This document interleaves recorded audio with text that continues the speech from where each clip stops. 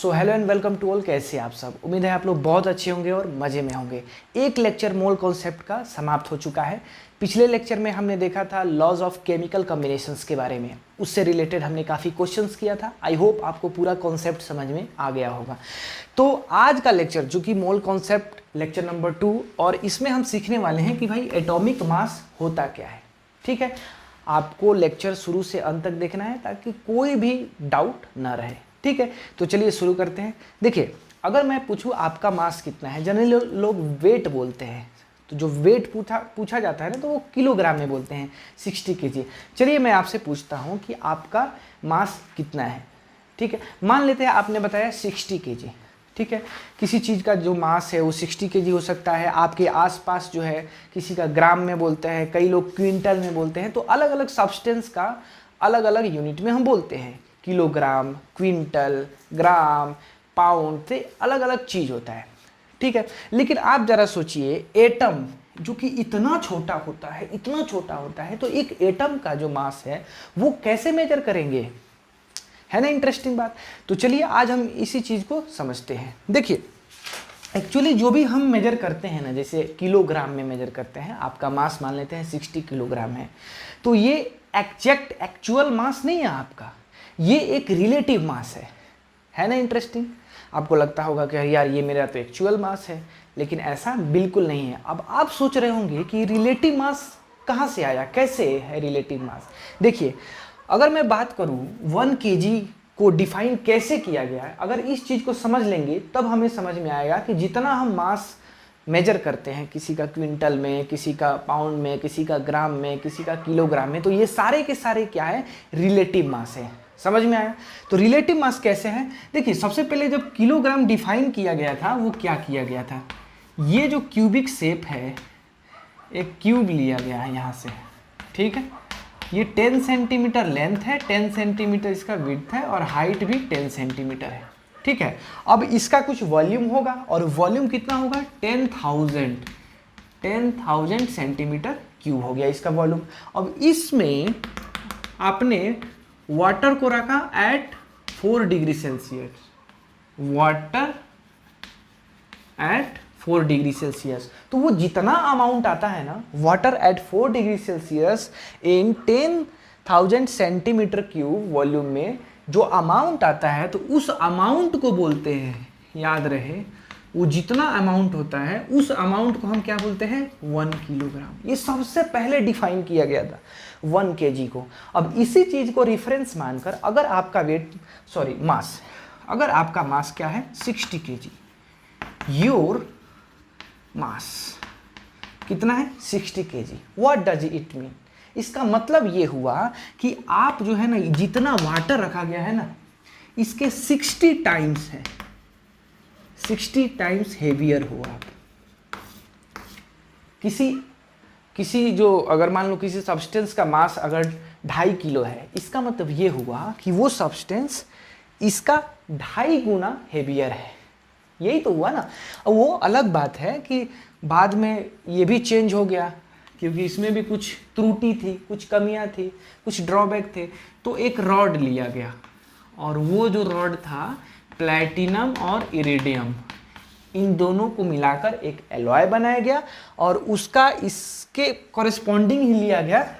ठीक है, और ये जो है पूरे देश विदेश में बांट दिया गया कि जाइए भाई, इसको आप ले जाइए, इसको आप ले जाइए, इसको आप ले जाइए, है ना। उसका कॉपी करके दे दिया गया, और बोला गया कि हाँ, इसका जो मास है, इसी को 1 kg माना जाएगा। तो सबके पास 1 kg, क्योंकि सब सिस्टम क्या होना चाहिए, यूनिफॉर्म होना चाहिए। बात समझ में आई? अगर कोई जो है इसका हाफ कर देता है, मतलब वो 500 ग्राम हो गया, इसको 4 टुकड़े में बांट देता है, तो क्या हो गया, एक सब्सटेंस है ना। इसको मैंने वेट वाइज मेजर कर लिया, समझ रहे हो। इसको इधर क्या लिया, रॉड रख दिया, और उस सब्सटेंस का यहाँ को मेजर कर लिया। मेजर करने के बाद उसको हाफ 2 पार्ट में बांट दिया, मान लो आयरन को, तो वो एक पार्ट क्या है, 500 ग्राम हो गया, और दूसरा पार्ट 500 ग्राम हो गया। तो इस तरह से अलग अलग मेजरमेंट आ गया। तो कहने का मतलब है कि कोई भी सब्सटेंस का जो मास है वो रिलेटिव मास है, समझ रहे हो ना।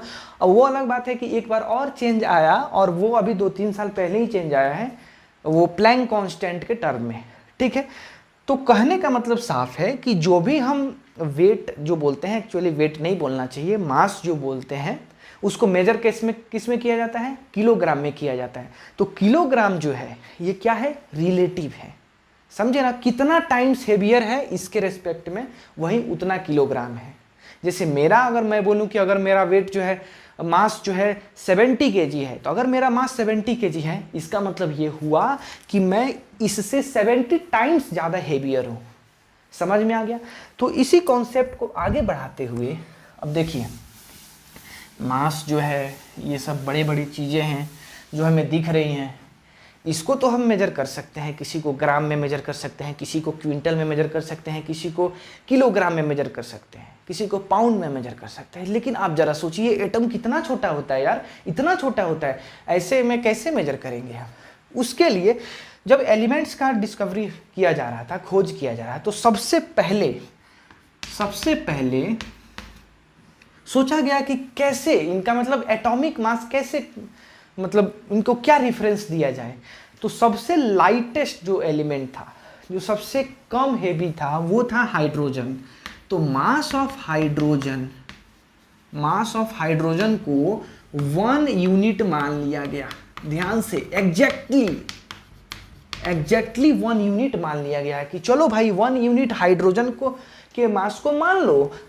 इसको एटॉमिक मास यूनिट भी बोल सकते हो, 1 AMU, 1 एटॉमिक मास यूनिट। जब इसको मान लिया गया तो इसके रेफरेंस में मास ऑफ ऑक्सीजन एटम जब देखा गया, हाइड्रोजन एटम की बात कर रहा हूँ, ऑक्सीजन, तो ये 16 टाइम्स हेवियर आया, ऑलमोस्ट 16 टाइम्स हेवियर आया। तो इसको क्या देखा गया, 16 यूनिट। अब देखिए ना, हाइड्रोजन का एटॉमिक नंबर 1 होता है, प्रोटॉन 1 होता है, एटॉमिक मास नंबर भी 1 होता है, ठीक है ना, कोई न्यूट्रॉन नहीं होता। ऑक्सीजन जो है एटॉमिक नंबर 8 होता है और मास नंबर कितना होता है, 16 होता है। मतलब मास ऑफ प्रोटॉन कितना है, 8। मतलब proton, total number of proton कितना हो गया, 8। Number of proton, number of neutron कितना हो गया, ये 8 हो गया। तो उस समय क्या समझा जाता था कि देखिए, हाइड्रोजन में 1 प्रोटॉन है, ठीक है, ऑक्सीजन में 8 प्रोटॉन है और 8 न्यूट्रॉन है। तो उस समय क्या देखा गया कि भाई प्रोटॉन और न्यूट्रॉन ये सब है ना, मास बराबर होते हैं, लेकिन ऐसा होता नहीं है, इसीलिए इसको 16 यूनिट या 16 AMU बोल दिया गया।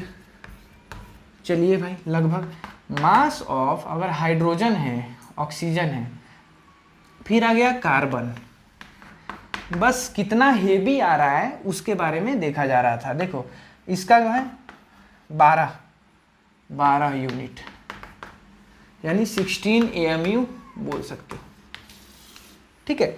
एटॉमिक मास यूनिट, मतलब ऐसे सोच सकते हो कि ऑक्सीजन जो है ना वो 16 टाइम्स हेवियर है हाइड्रोजन के, कार्बन जो है ना वो 12 टाइम्स हेवियर है हाइड्रोजन के। तो रिफरेंस जो माना गया वो किसको माना गया, हाइड्रोजन को माना गया। क्यों माना गया, क्योंकि किस बेसिस पे माना गया, एक्चुअली इसका रिफरेंस मानने का मेन कारण था कि वो सबसे लाइटेस्ट एलिमेंट है। तो एक पता चल गया, तो 2 4 4 16 रखा, ऑक्सीजन इधर रखा, तो अच्छा 16 के बराबर आ रहा है, तो ऑक्सीजन एटम का 16 के बराबर आ गया। हाँ, अब ये जो बात जो है बहुत दिन तक हजम नहीं हुआ, समझे क्या। हजम इसलिए नहीं हुआ क्योंकि मास ऑफ प्रोटॉन और मास ऑफ न्यूट्रॉन ये सेम नहीं होते हैं। दोनों मास ऑफ प्रोटॉन और मास ऑफ न्यूट्रॉन अलग अलग होता है। मास ऑफ न्यूट्रॉन हल्का सा, थोड़ा सा ज्यादा होता है प्रोटॉन के रेस्पेक्ट में, पहली बात। दूसरी बात कि जब देखो ध्यान से सुनना, ये बहुत इंपॉर्टेंट है। आपको लगता होगा कि भाई तो 8 प्रोटॉन का 8 times mass of proton, 8 neutron का इंडिविजुअल मास ऑफ न्यूट्रॉन, ठीक है। ये दोनों मिलने के बाद हमारा आ जाना चाहिए ऑक्सीजन वाला, लेकिन देखा गया कि उतना नहीं आता है, समझे ना।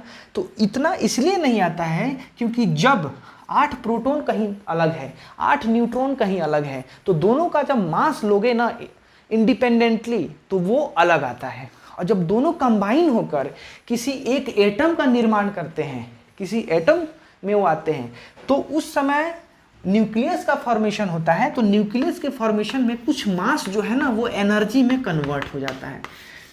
मतलब एक एटम में 8 प्रोटॉन और 8 न्यूट्रॉन हैं, उसका मास कम होगा 8 प्रोटॉन और 8 न्यूट्रॉन इंडिपेंडेंटली जो एग्जिस्ट करते हैं उसके रेस्पेक्ट में। तो सारा मतलब बहुत प्रॉब्लम आने लगा, यार ये तो गजब है। तो इसका मतलब ये हुआ कि अगर इसको 1 यूनिट मानते हैं तो इसका एग्जैक्टली 16 यूनिट नहीं आने वाला है, इसका एग्जैक्टली 12 यूनिट भी नहीं आने वाला है, कम या ज़्यादा हो सकता है। 2 कारण से, पहला कि मास of proton mass of neutron नहीं होता, दूसरा अगर मास प्रोटॉन का मास और न्यूट्रॉन का मास ऐड करेंगे और किसी एटम को देखेंगे तो ऐड करने पे ज़्यादा आता है और एटम जो फॉर्मेशन होता है उसका कम हो जाता है, क्योंकि न्यूक्लियस का फॉर्मेशन होता है उसमें कुछ मास जो है एनर्जी में कन्वर्ट हो जाते हैं। तो ये कॉन्सेप्ट समझना बहुत जरूरी है। इसके बारे में अगर विस्तार रूप से बात करूं तो 12th में जब आप पढ़ेंगे मॉडर्न फिजिक्स तो वहां पे आपको डिटेल में पता चलेगा कि कैसे ये वाला आइंस्टाइन का इक्वेशन है इन्होंने दिया था, है ना, जो परमाणु बम बनता है ना, एटॉमिक बम, वो उसमें इसका बहुत इंपॉर्टेंट रोल है। समझ में आ गया ना। तो ये कुछ मामला चल रहा था।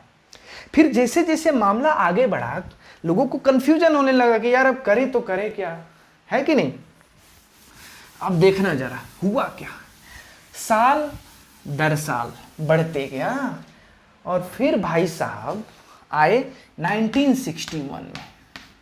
1961 ये वो समय था जब देखा गया कि यार हाइड्रोजन को छोड़ो, हाइड्रोजन को गोली मारो, हाइड्रोजन को गोली मारो और कार्बन 12 एटम को रिफरेंस मान लो। कार्बन 12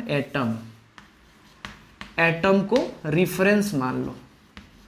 पहले रिफरेंस कौन था बताओ? पहले रिफरेंस हाइड्रोजन एटम था। हाइड्रोजन एटम को 1 AMU बोला गया। इस बार कार्बन 12 एटम को 1 AMU नहीं बोला गया, ध्यान से, इसको एग्जैक्टली 12 AMU बोल दिया गया। पहले 12 AMU नहीं था, भले ही एकदम शुरू में मैं लिखा था, लेकिन थोड़ा गड़बड़ हो रहा था ना। क्यों? क्योंकि मास of proton mass of neutron अलग अलग हो रहा है, साथ में जब एटम बन रहा है तो उसमें भी कुछ मास कम होकर एनर्जी में रिलीज हो रहा है, समझ रहे हो ना। तो हाँ, वो नहीं लिख पाया वो अलग बात है। बस ये समझो कि 1 AMU वो एग्जैक्टली था हाइड्रोजन का जो माना गया था, लेकिन जो ऑक्सीजन का 16 AMU था वो भी एग्जैक्ट नहीं था, और जो कार्बन का 12 AMU है वो भी एग्जैक्ट नहीं है, उसमें भी थोड़ा इधर उधर है।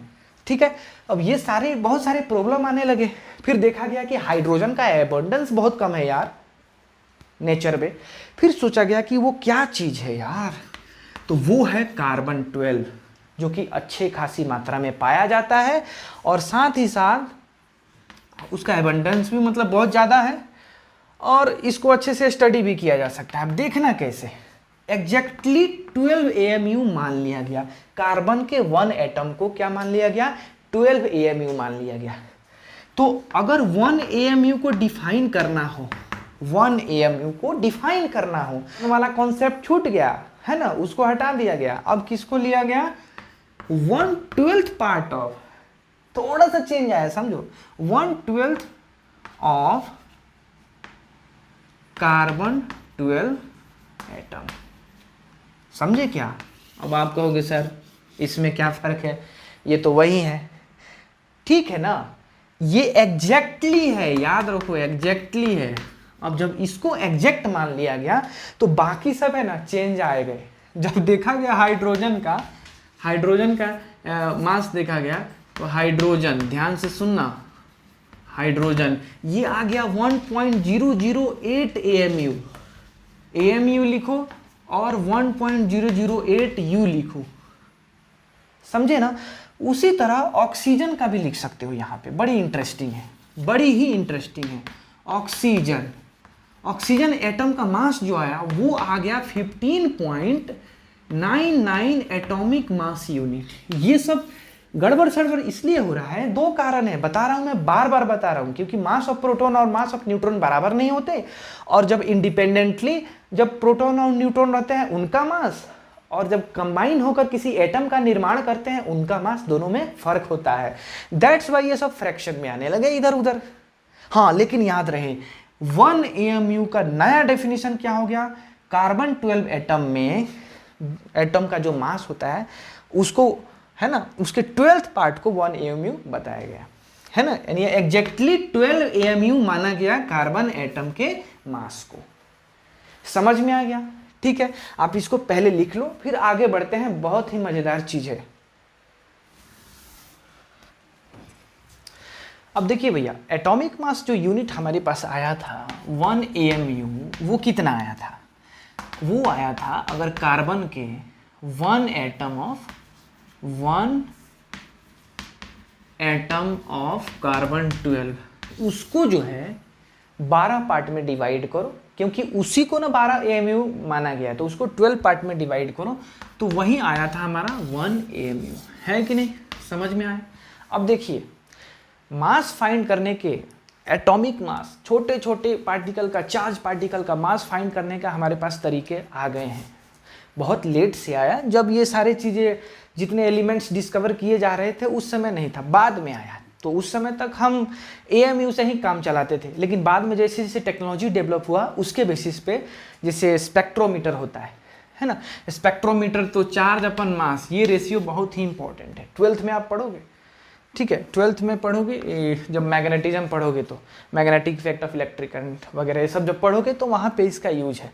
कैसे ये हेल्प करता है किसी छोटे छोटे चार्ज पार्टिकल का मास फाइंड करने में, समझे क्या? दूसरी बात, एक होता है स्पेक्ट्रोस्कोपी, उससे भी हम छोटे छोटे मतलब मास फाइंड कर सकते हैं। ठीक है, अब देखिए, मास ऑफ 1 कार्बन एटम जो फाइंड किया गया, मास ऑफ 1 कार्बन एटम, जो कार्बन 12 था एटम, इसको जब टेक्नोलॉजी यूज करके फाइंड किया गया तो वो आया 1.9924 इंटू 10⁻⁻27 kg। ये तो भाई साहब आ गया, और ये किसका मास है? एक कार्बन एटम का मास है। मतलब क्या? मतलब कि एक कार्बन एटम का हमने तो मान रखा था 12 AMU, atomic mass unit, reference जो हमारा था पुराना वाला, तो यही ना आया 1.9924 इंटू 10⁻⁻27 kg। अब तो मजा आ गया भैया। जो हम जितने भी एलिमेंट्स हमने डिस्कवर किए थे बहुत सारे, तो उसमें जैसे हाइड्रोजन का क्या था 1.008 AMU था, या U लिख सकते हो। ऑक्सीजन का एटम का क्या था 15.99 AMU लिख सकते हो, या U लिख सकते हो। तो अगर 1 AMU, समझे ना, जो 12 AMU होता है वो एग्जैक्टली मास होता है जो हमारा रेफरेंस था, उसके बेसिस पे क्या, कार्बन 12 एटम का, कार्बन 12 के एक एटम का मास होता है 12 AMU, ये हमारा रेफरेंस था। लेकिन क्या एग्जैक्ट मास था? नहीं। एग्जैक्ट मास जो हम पता करते हैं वो तो ग्राम, केजी, इन सब में फाइंड करने वाले हैं ना। एक्चुअली वो भी रिलेटिव है, लेकिन वो तो सब जगह चलने वाला है, तो उसमें हम फाइंड करने वाले हैं। ठीक है, तो 12 AMU का जो मास है वो ये फाइंड किया गया। तो इससे बहुत ही शानदार रिवोल्यूशन आया, और वो क्या आया, इससे 1 AMU का मास पता चल गया। 1 AMU का एग्जैक्टली जो मास हुआ वो इतना, यानी ये 12 AMU डिवाइडेड बाई 12, समझे क्या? ये 1 AMU का मास आया। समझ में आ रहा है? तो ये कितना आया 1.660053 इंटू 10⁻⁻27 kg। है कि नहीं इंटरेस्टिंग? समझे क्या? अब ये जो मास आया ये 1 AMU का आया। इससे क्या हुआ? अरे भाई, हमारे पास जितने भी एलिमेंट्स हैं वो हम उनका मास किस में फाइंड करके रखे हैं पहले से? एटॉमिक मास यूनिट AMU में। तो सब में इससे मल्टीप्लाई करेंगे। मान लो अगर इसी चीज को यहाँ पे मल्टीप्लाई कर दिया तो उससे हाइड्रोजन के एक एटम का मास पता चल जाएगा किलोग्राम में। ग्राम में फाइंड करना चाहते हो तो इसको 10⁻³ से मल्टीप्लाई कर दो, ग्राम में पता चल जाएगा। ठीक है, उसी तरह अगर ऑक्सीजन के एक एटम का मास हमें पता करना है तो AMU पहले से हमें पता है, और 1 AMU का मास भी पता चल गया है, इसमें मल्टीप्लाई कर दो। इस तरह से सबका एग्जैक्ट जो मास है किलोग्राम या ग्राम में हम मास फाइंड कर सकते हैं। तो कितना इंटरेस्टिंग है कि नहीं? तो आप इसको लिख लीजिए। आई होप आपको समझ में आया होगा कि भाई चल क्या रहा है यहाँ पे। ठीक है, ओके। अब यहाँ पे देखने वाली बात है, जब उसी तरह मास ऑफ प्रोटॉन फाइंड किया गया, देखिए मास 1 AMU, 1 AMU का मास क्या होता है 1.66053 इंटू 10⁻⁻27 kg हो जाता है। ठीक है, मास ऑफ प्रोटॉन, एक प्रोटॉन का जो मास होता है वो लगभग इसके बराबर ही होता है 1.66726 इंटू 10⁻⁻27 kg हो जाता है। मास ऑफ न्यूट्रॉन जो होता है 1.66749 इंटू 10⁻⁻27 kg हो जाता है। तो पहले क्या था ना, पहले जो है एकदम शुरू में इन सबको एक ही चीज मान लिया जाता था, 1 AMU equal to mass of proton equal to mass of neutron, इसीलिए एकदम यूनिफॉर्म आ रहा था, कोई दिक्कत नहीं हो रहा था। लेकिन अब तो पता चल रहा है ना कि मास ऑफ न्यूट्रॉन अलग होता है, मास ऑफ प्रोटॉन अलग होता है और 1 AMU का मास अलग होता है भैया, है कि नहीं इंटरेस्टिंग। ठीक है, तो अब देखिए सबसे ज़्यादा मास जो होता है वो न्यूट्रॉन का होता है, तो आपको ये याद रखना है मास ऑफ प्रोटॉन कहाँ तक 1.6672, ये वाला 1.6674 है ना, यहाँ तक याद रखना है इंटू 10⁻⁻27, क्योंकि इसका कंपेयर करने में आता है। देखिए यहाँ 72 है, ये 74 है, तो mass of neutron is greater than mass of proton, या mass of neutron, actually you can say neutron is heavier than the proton. समझ में आ गया ना, ठीक है।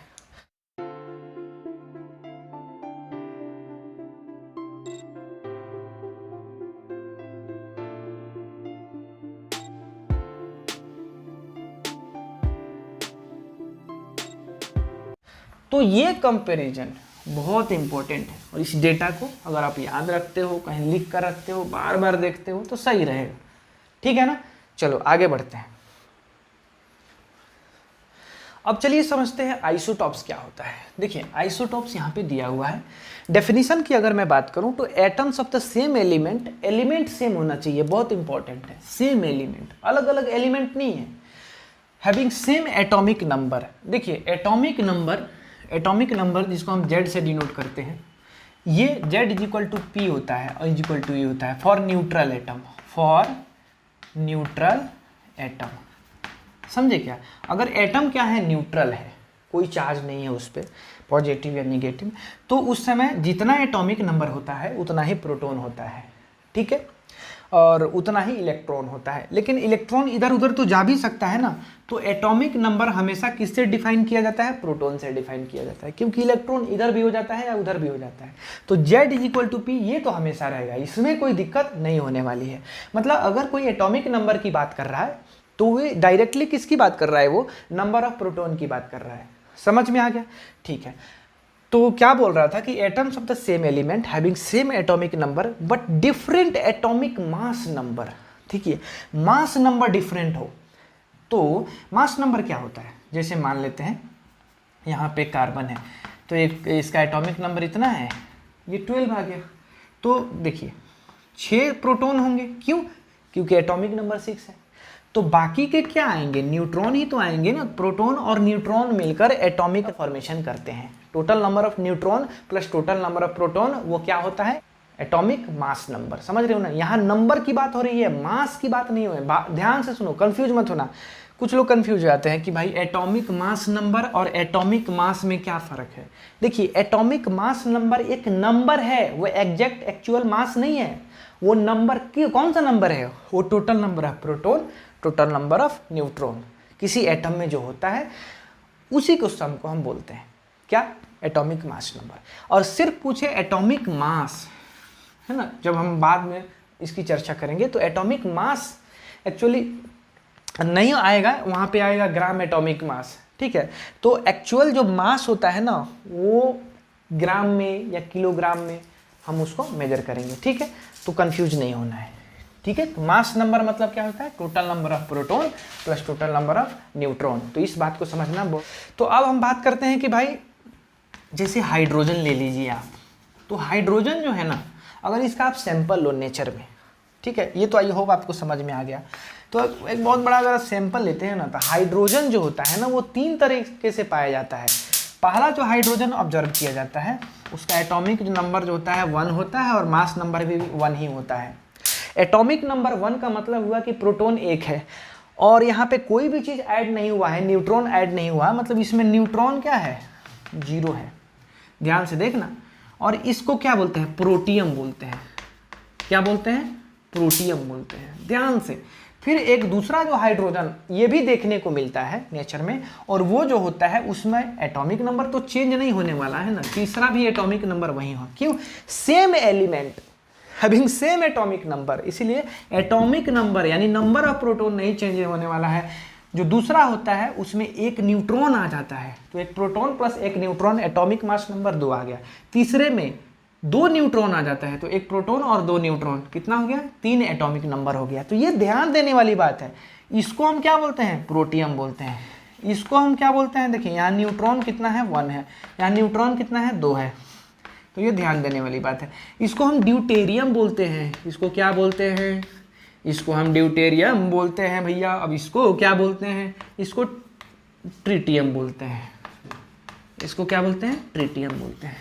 अब देखिए ये जो होता है ना, ये रेडियो एक्टिव एलिमेंट होता है। अभी तक मतलब रट्टा मार लो, ठीक है। रेडियो एक्टिविटी आपको 12th में पढ़ना है। रेडियो एक्टिव एलिमेंट होता है। अब रीजन क्या है कि इसमें न्यूट्रॉन बहुत ज़्यादा होता है, जगह कम होता है, रेडिएशन होने लगता है, ठीक है। तब तक के लिए इसको रट्टा मार लो कि भाई जो हाइड्रोजन होता है, 3 तरह के हाइड्रोजन होता है, तो उसमें जो ट्राइटियम होता है ना, वो क्या होता है, रेडियो एक्टिव होता है। घर में जगह कम रहती है, हाइड्रोजन 2 आ जाते हैं एक्स्ट्रा, समझ रहे हो ना, प्रोटॉन के कंपेयर में। तो इसीलिए यहाँ से रेडिएशन निकलता है। तो ये रेडियो एक्टिव एलिमेंट होता है। जेईई मेंस में एक बार आ चुका है इतना लल्लू लाल क्वेश्चन, ठीक है। तो ये हाइड्रोजन के 3 रूप हुए, 3 अलग अलग रूप हुए। एलिमेंट सेम है, नंबर ऑफ प्रोटॉन सेम है, एटॉमिक नंबर सेम है, क्योंकि atomic number he number of proton होता है, लेकिन सब में मास नंबर अलग है। इसमें देखिए 1 है, इसमें 2 है, इसमें 3 है। तो मैं क्या समझाना चाहता हूँ फाइनली कि भाई सेम एलिमेंट है, ठीक है, एटॉमिक नंबर सेम है, लेकिन मास नंबर डिफरेंट है। तो इस टाइप के एलिमेंट को हम क्या बोलेंगे, आइसोटॉप्स बोलेंगे। और एक बहुत ही इंटरेस्टिंग बात, इसका जो केमिकल प्रॉपर्टी होता है ना, किसी भी एलिमेंट का जो केमिकल प्रॉपर्टी है होता है वो एटॉमिक नंबर से आता है। मतलब उसमें नंबर ऑफ प्रोटॉन कितना है ये डिटरमाइन कराता है। अब यहाँ इस चीज़ से काफ़ी इंटरेस्टिंग बात आ गई, क्या कि देखिए प्रोटॉन 1 प्रोटॉन 1 प्रोटॉन 1, मतलब ये कि आइसोटॉप्स में जो केमिकल प्रॉपर्टी होता है वो सबका सेम होता है। और इसीलिए तो पीरियोडिक टेबल में देखिए हाइड्रोजन को एक ही जगह रखा गया है ना, वहाँ थोड़ा ना आपको मिलेगा प्रोटियम, ड्यूटेरियम, ट्राइटियम, नहीं ना। तो ध्यान से, तो केमिकल प्रॉपर्टी जो होता है वो चेंज नहीं होता है। क्यों नहीं होता है, क्योंकि सब में प्रोटॉन क्या है, सेम है, मतलब एटॉमिक नंबर क्या है, सेम है। केमिकल प्रॉपर्टी डिपेंड किस पे करता है, प्रोटॉन पे, यानी एटॉमिक नंबर पे। पीरियोडिक टेबल भी क्या है, एटॉमिक नंबर से ही तो चला जाता है ना। इसीलिए उस हाइड्रोजन के भले ही 3 आइसोटॉप होते हैं, लेकिन उसको एक ही जगह रखा जाता है। समझे, इंटरेस्टिंग है ना। लेकिन फिजिकल प्रॉपर्टी कौन डिटरमाइन करता है, मास नंबर यानी न्यूक्लियस डिटरमाइन कराता है। तो न्यूक्लियस में क्या होता है, प्रोटॉन और न्यूट्रॉन, समझे, प्रोटॉन और न्यूट्रॉन इन दोनों को मिलकर मास नंबर होता है। तो इसका 1 है, इसका 2 है, इसका 3 है। तो ऑब्वियस सी बात है कि तीनों का फिजिकल प्रॉपर्टी अलग अलग होगा। सिंपल सी बात है, क्यों, क्योंकि तीनों का मास नंबर अलग है, तीनों का न्यूक्लियस में अलग अलग मास है, दैट्स वाई। लेकिन केमिकल प्रॉपर्टी सेम होगा क्योंकि तीनों का प्रोटॉन सेम है, ठीक है। आई होप आपको समझ में आया। चलिए आगे बढ़े, क्या पढ़ सकते हैं आगे। आइसोटॉप और भी देख लीजिए। कार्बन देखिए, कार्बन 6 12, कार्बन 6 13, कार्बन 6 14। ये कार्बन के 3 आइसोटॉप होते हैं, 3 आइसोटॉप्स होते हैं, ठीक है। ये कार्बन 14 जो है ना, ये रेडियो एक्टिव है, रेडियो एक्टिव, और इसी का यूज किया जाता है कार्बन डेटिंग। आपने सुना होगा ना कि भाई ये फॉसिल फ्यूल या बहुत सारे है ना जीवाश्म इतने साल पहले इसका जो है ना अवशेष प्राप्त हुआ है ना, एक अजीब सा मतलब जानवर है उसका, मतलब या इंसान का हड्डी मिला है, उसको पता किया जाता है कि कितना साल पुराना है, 1000 साल 2000 साल, तो उसमें इसी का यूज किया जाता है। कार्बन 14 का। अब इसका क्या यूज किया जाता है, कैसे यूज किया जाता है, तो यहाँ वो चीज़ नहीं हम पढ़ेंगे, उसको पढ़ेंगे बाद में पढ़ेंगे, 12th में पढ़ेंगे, ठीक है। उस मेथड को हम बोलते हैं कार्बन डेटिंग बोलते हैं, ठीक है। केमिस्ट्री में भी पढ़ेंगे, फिजिक्स में भी पढ़ेंगे, रेडियो एक्टिविटी जब आएगा वहाँ पढ़ेंगे, एकदम जम के पढ़ेंगे। कोई दिक्कत है क्या, कोई प्रॉब्लम? ठीक है, चलिए तो आगे बढ़ते हैं। चलिए अब सीखते हैं एवरेज एटॉमिक मास क्या होता है। देखिए, अगर आप गूगल सर्च करेंगे, ठीक है, अभी आप वीडियो को पॉज कीजिए और गूगल सर्च कीजिए। उसमें सर्च क्या करना है पहले ये सुन लीजिए, atomic mass of carbon, atomic mass of carbon. क्या होगा एटॉमिक मास ऑफ कार्बन? जब आप सर्च करेंगे तो आपको मिलेगा 12.011 AMU। AMU में, मैं ग्राम में बात नहीं कर रहा हूँ, AMU में। तो फिर आप सोचेंगे कि भाई ये कैसे हो गया?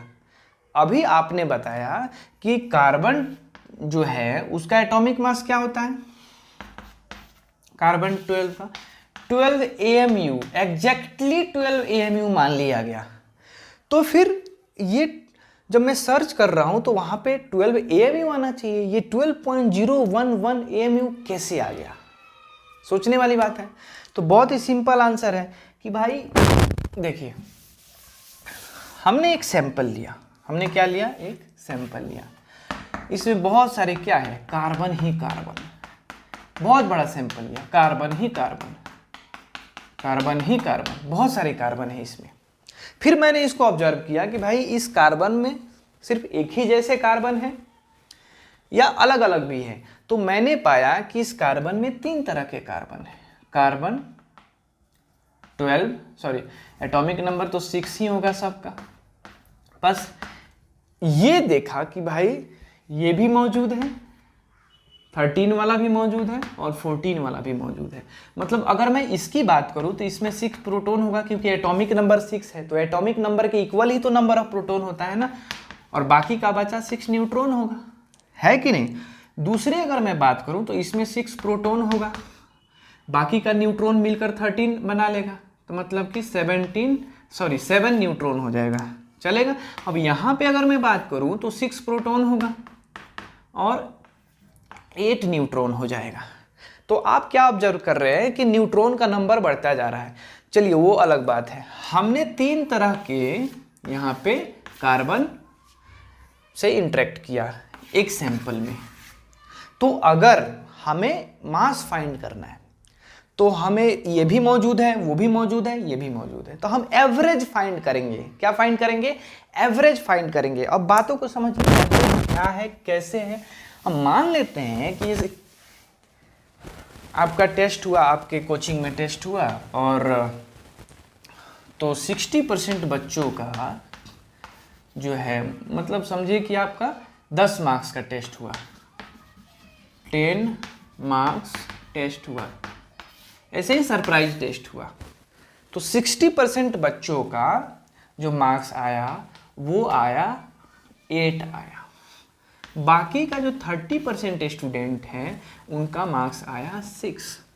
बाकी के जो 10% स्टूडेंट हैं उनका मार्क्स आया 5। ठीक है। अब मुझे निकालना है, कोई अगर पूछे कि भाई कि स्कूल का मार्क्स क्या है, मतलब क्लासरूम का, जो भी क्लासरूम में ये टेस्ट हुआ है, क्लासरूम के बच्चों का मार्क्स कितना है, तो आप या देखो 2 तरीका है। या तो आप बता सकते हैं कि 60% का 8 मार्क्स आया है, 30% का कितना आया है, 6 मार्क्स आया है, और 10% का है 5 मार्क्स। और नहीं तो एक एवरेज ओवरऑल मार्क्स बता देंगे कि भाई इतना मार्क्स गया है इस बार स्टूडेंट्स का, एवरेज कितना गया है। तो देखिए एवरेज क्या होता है, एवरेज जो मार्क्स होता है वो क्या होता है, total number, total marks upon total students, total number of students. बात समझ में आई? बहुत ही सिंपल है। तो कहने का मतलब ये है कि अगर कोई बाहरी इंसान आकर आपसे पूछता है कि जो टेस्ट हुआ था 10 मार्क्स का फिजिक्स में या केमिस्ट्री में, जो भी बोल सकते हैं, हम केमिस्ट्री पढ़ रहे हैं तो केमिस्ट्री में, ठीक है, तो उस केमिस्ट्री के जो मोल कॉन्सेप्ट का जो टेस्ट हुआ था तो उसमें क्लास का मार्क्स क्या है, तो हम एवरेज मार्क्स बताएंगे। तो देखिए चलिए एवरेज मार्क्स बताते हैं। तो मान लेते हैं 100 स्टूडेंट था, तो टोटल मार्क्स जिनका 8 आया 60 इंटू 8 हो गया, जिनका 6 आया 6 इंटू 30 हो गया, प्लस जिनका 5 आया 10 इंटू 5 आ गया। अपन टोटल स्टूडेंट 100 ले लिया, 100 के सैंपल में, ठीक है ना। तो ये जो आएगा ना, देखिए यही मार्क्स हो जाएगा।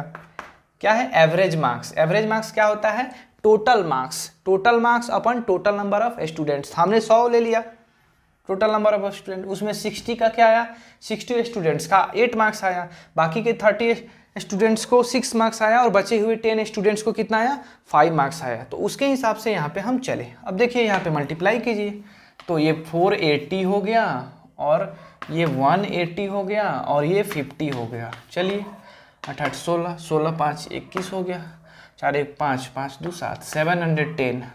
मतलब ये जो आया वो 710 डिवाइडेड बाई 100, तो 100 करेंगे तो आएगा 7.1।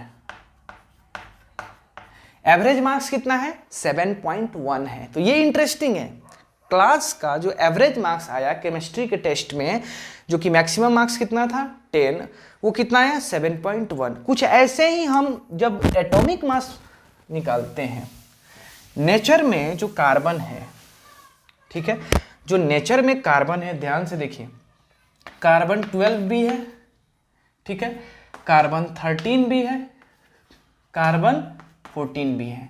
तो कार्बन 12 का जो मात्रा है वो कितना पाया जाता है, 98.89%। ये कार्बन 12 का परसेंटेज है। कोई बहुत बड़ा अगर सैंपल लेते हैं तो वहाँ पे ये इतना परसेंट कार्बन 12 रहता है, ठीक है। ये जो होता है कार्बन 13, ये 1.008% रहता है, समझे कि नहीं। ये कार्बन 13 है, ठीक है, ऑलमोस्ट 1% के बराबर होता है। और कार्बन जो 14 है ये तो काफ़ी कम होता है, ये जो है 2 × 10⁻⁻10, इतना कम, ओ भाई साहब, इतना कम परसेंटेज होता है कार्बन 12 का, समझ गए। चलिए भैया देखिए, कार्बन 12 की अगर बात करूं तो यहाँ पे एटॉमिक मास यूनिट में आपको तो पता है कि एग्जैक्टली 12 AMU आता है कि नहीं, पहली बात। दूसरी बात, ये जो है कार्बन 13 है, ये आता है 13.00335, ठीक है, AMU एटॉमिक मास यूनिट आता है। इसका जब फाइंड किया गया तो ये आता है 14.00315 के करीब आता है एटॉमिक मास यूनिट, समझे कि नहीं। तो ये जो है आपको इसका भी पता चल गया, इसका भी पता चल गया, इसका भी पता चल गया। बस वही जो स्टूडेंट वाला कहानी अभी थोड़ी देर देखे थे वही कर देने वाले हैं। मतलब अगर कोई पूछे कि कार्बन का एटॉमिक मास क्या है, तो ऑब्वियसली एवरेज एटॉमिक मास पता करना है। तो एवरेज एटॉमिक मास के लिए हम क्या करेंगे, 98%, मतलब 98.89, इसको मल्टीप्लाई करेंगे किससे, 12 से, ठीक है, प्लस बाकी का परसेंट कितना है 1.008%, इसको मल्टीप्लाई करेंगे किससे, 13.00335 से, ठीक है, प्लस बाकी का जो परसेंटेज है कितना है 2 पॉइंट, अरे भाई ये तो बहुत ज़्यादा कम है, ये तो ऑलमोस्ट नेग्लिजिबल हो जाएगा।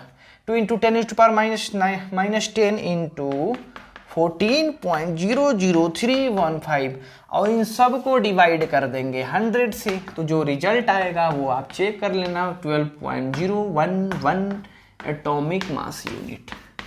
समझ में आया, काफ़ी सिंपल है, आप इसको लिख लीजिए, फिर हम आगे बढ़ते हैं।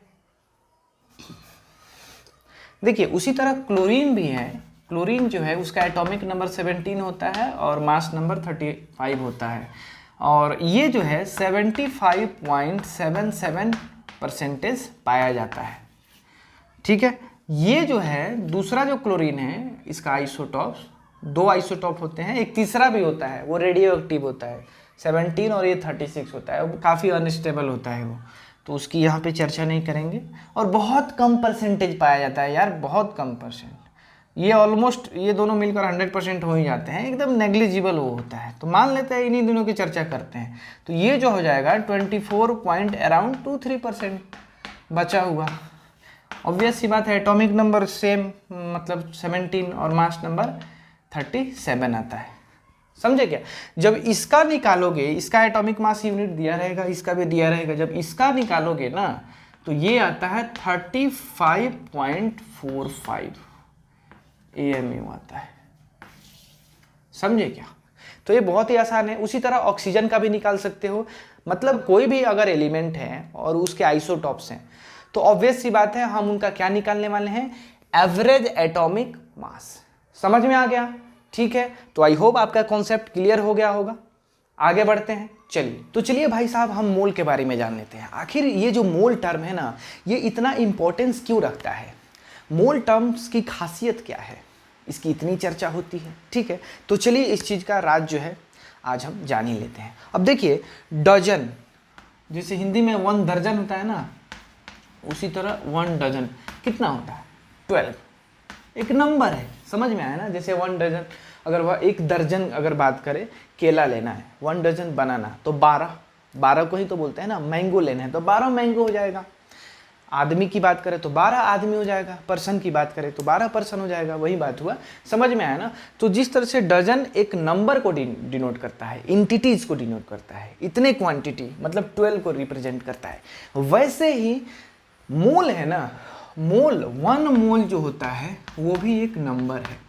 अगर मैं 1 मोल चींटी बोलूँ, इसका मतलब 6.022 इंटू 10⁻23। देखिए इतना बड़ा नंबर है, बहुत बड़ा नंबर है।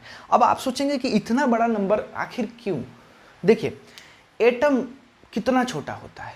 अगर मैं इस चौक की बात करूँ, आप इस चौक को देखिए, इस चौक को एकदम छोटा सा टुकड़ा कर दूँ ना, इसमें कितना एटम है? बहुत बहुत बहुत ज़्यादा एटम है। जब तो एटॉमिक लेवल पे इसके एटम का नंबर की बात होगी तो वहाँ 100, 2000, 5000, 1 लाख, 10 लाख, करोड़, इन सब से काम नहीं चलेगा।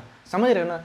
इसके लिए बहुत बड़ा नंबर चाहिए, और वो जो नंबर होना चाहिए वो स्पेशल होना चाहिए, उसका कुछ एटॉमिक मास से रिलेशन होना चाहिए। ऐसे ही कोई रैंडम नंबर नहीं चूज कर लेंगे। तो बहुत ही स्पेशल नंबर होता है वो क्या है? 6.022 इंटू 10⁻23 है ना।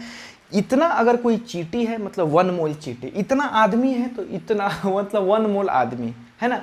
1 मोल रसगुल्ले, इसका मतलब रसगुल्ले का नंबर कितना है? 6.022 इंटू 10⁻23। 1 मोल एटम मतलब कि 6.022 इंटू 10⁻23 एटम। समझ गया ना? इसको हम एवोगाड्रो नंबर भी बोलते हैं, इसी को एवोगाड्रोस नंबर भी बोलते हैं, है ना। जब आप फिजिक्स पढ़ेंगे तो ये क्वांटिटी ऑफ सब्सटेंस का यूनिट भी है। मोल जो होता है ना, मोल क्या होता है? यूनिट है, unit of quantity of a substance. जिस तरह से मास को आप कैसे मेजर करते हैं? किलोग्राम में मेजर करते हैं, लेंथ को मीटर में मेजर करते हैं, समझ में आया? टाइम को सेकंड में मेजर करते हैं। सिमिलरली मोल क्या है? Unit of amount of substance.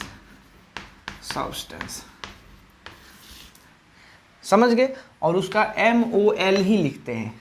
जैसे 4 किलोग्राम को 4 kg लिखते हैं ना, उसी तरह 4 MOL लिखते हैं, 4 मोल। 4 मोल का मतलब है कि 4 इंटू इतना। इसको Na भी लिखते हैं, Na। अगर कोई Na लिखा है मतलब इतने नंबर की बात हो रही है, एवोगाड्रोस नंबर की बात हो रही है। आई होप आपको कोई कंफ्यूजन नहीं होगा। आपको पता चला कि भाई 1 मोल आखिर होता क्या है, अब इसका इंपॉर्टेंस इतना क्यों है, आखिर ये क्यों इतना मायने रखता है। तो चलिए इस चीज़ को जान लेते हैं। ठीक है, तो पहले इसको आप लिख लीजिए। अब यहाँ देखिए, ऑक्सीजन का जो मास होता है, वो ऑक्सीजन एटम का मास कितना होता है? 15.99 U लिखो या एटॉमिक मास यूनिट लिखो। उसी तरह हाइड्रोजन का जो मास होता है वो क्या होता है? 1.008 यूनिट, एटॉमिक मास यूनिट। समझ में आया? और कार्बन का क्या होता है? एक एटम का मास वो होता है 12 AMU या U होता है। ये तो आपको पता ही है।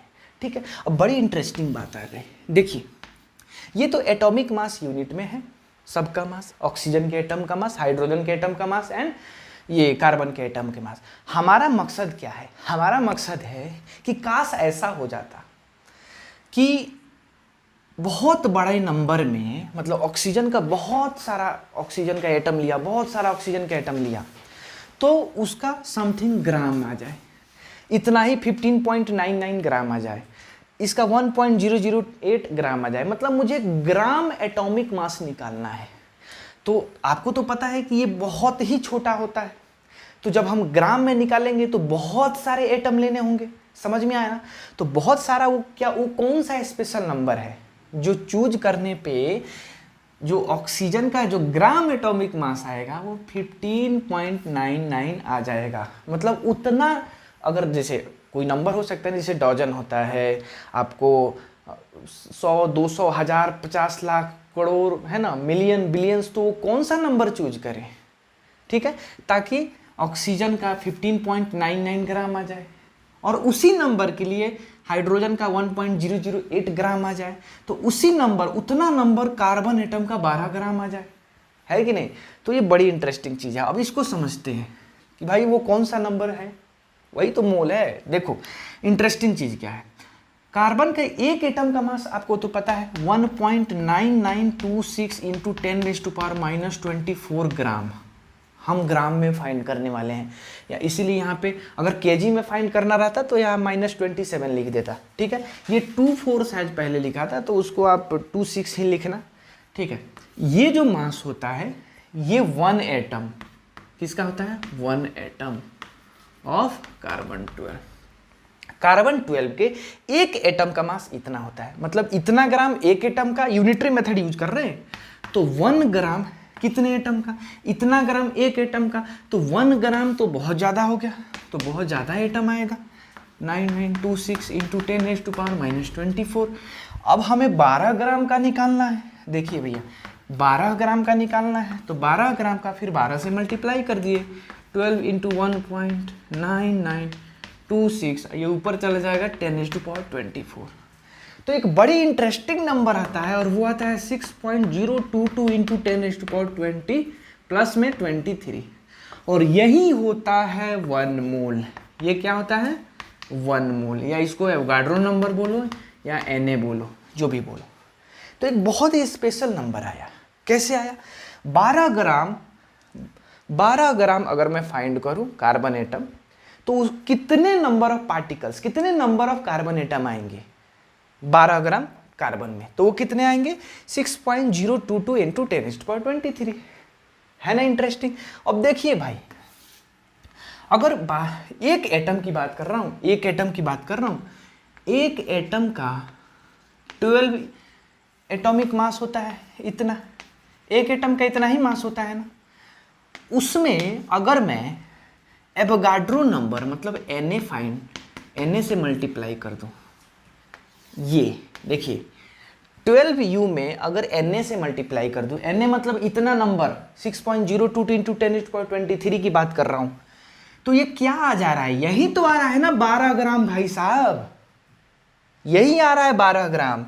एक एटम कार्बन का मास 12 एटॉमिक मास यूनिट होता है, उसमें अगर मैंने एवोगाड्रो नंबर से मल्टीप्लाई किया, मोल से 1 मोल से मल्टीप्लाई किया, तो वो कितना आ गया? 12 ग्राम आ गया। तो उसी तरह अगर ऑक्सीजन का 15.99 अगर ये U है, तो इसके मास में अगर Na से मल्टीप्लाई कर दूंगा तो सब कुछ तो सेम ही है ना, Na U।